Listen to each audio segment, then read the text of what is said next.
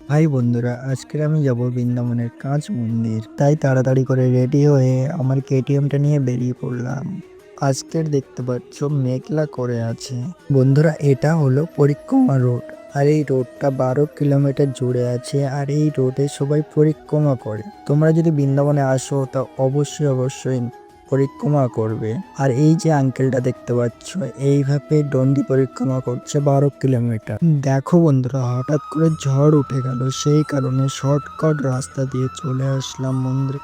দেখো বন্ধুরা, এটা হলো মন্দিরের মেন গেট। বন্ধুরা, মন্দিরটা কিন্তু কতটা বড়, চলো ভিতরে যাওয়া যাক।